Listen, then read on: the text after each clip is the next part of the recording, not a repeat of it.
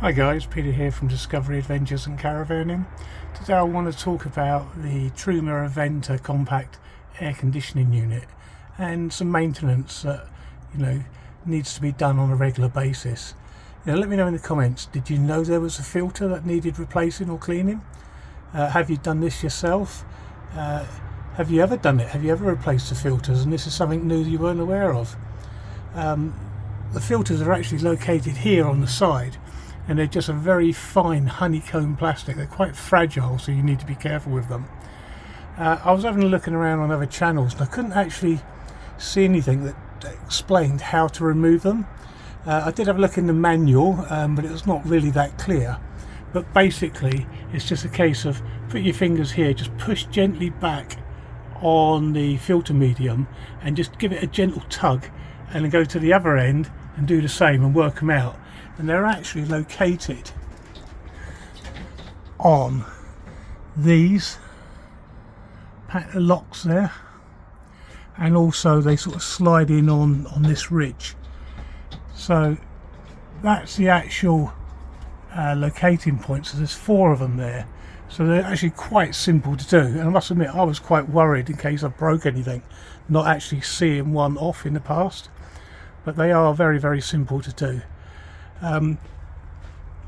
If we come over to this side, you can actually see the panel off there, and you can see here the 4 locating points and the honeycomb mesh. Now there doesn't appear to be any particular right or wrong way for that mesh to go in. There seems to be 2 raise points there and there, which when you put it in, sort of, it's a little bit fiddly. You have to sort of slide the brown tray on, and then once it's almost seated, then just sort of tease in the plastic filter, honeycomb filter, just so it's got a bit of tension on it, because it tends to try and push out when you're pushing it in, and it's literally just a compression of it which holds it in place. There's obviously the supporting brackets on the back to stop it pushing inwards, but nothing really to stop it coming out apart from the channel, which if you look here, I don't know if you can see it, there is just a little channel just there, just there that it sits in against those locating lugs, and that's it. And then pushing on these is what holds it in place. So I would suggest that this needs to be done really annually as a minimum, more frequently depending on how often you go away, how much you use your air conditioning, and the conditions of the environment you're in. If you're down in the south of France or Spain where it's dusty, this might need to be done more frequently. Or the same again, if you've got pets, you get a lot of pet hair and dander and dust created by those, and so again I would recommend that you change this more frequently. I hope you found this useful. I don't want to pull them off again, because obviously I don't want to make things get worn unnecessarily. I shall put the other side on in a moment, and then that's my filters done again for this year.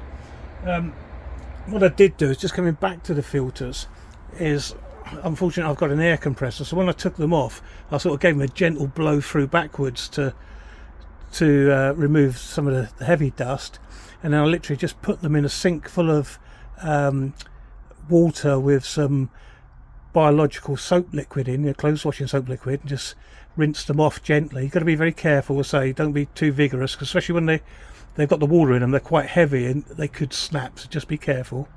And then after I'd let that soak for 20 minutes and rinsed it through with some fresh water, put a little bit more soapy water in and a little bit of bleach just to whiten them up, and they're as good as new.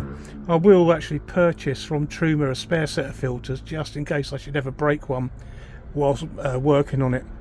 I hope you found this useful. As I say, I struggled to find any information out about this on YouTube anywhere, and again, if you found this useful, please like and subscribe. A lot of people actually watch your videos, but aren't actually subscribed to us, and it all helps us grow. I just do this as a hobby. I'm not into YouTube in a big way, but I just like to do things which are informative for people and just help people out. So this is the unit that we've got fitted, I say, in our Swift Challenger 580, and this actually works really well in this. It keeps it nice and cool. 30-degree heat outside in the summer in the south of France, you can bring this temperature down to a nice comfortable temperature. It also dehumidifies the air, so it takes that stickiness away from the air. You've got various speed settings on it, and you've got a night setting which is a lot quieter. Obviously you do get a hum from the air conditioning unit when the compressor's running, but it runs for a period of time and shuts down, then it's just the fan running. You can actually use it just as a fan rather than an air conditioning unit, and a lot of people may not realise this, but they actually heat as well, so you can use them as a heating method, so they're like an air source heat pump. So there's lots of options. And if you've got the Adele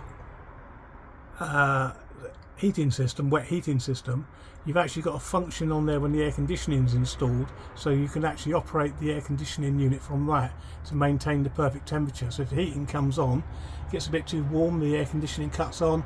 If it's a little bit too cold in the evening, in the sun, then the air conditioning comes on. So it's fully integrated. Anyway, hope you all found this helpful. If you want a tour of the 5.8 let me know.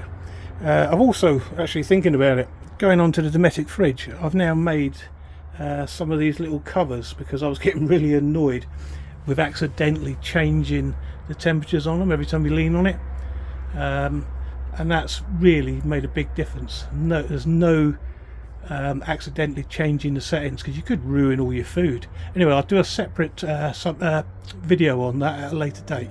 Anyway, Peter here from Discovery Adventures. Like and subscribe, and thank you very much.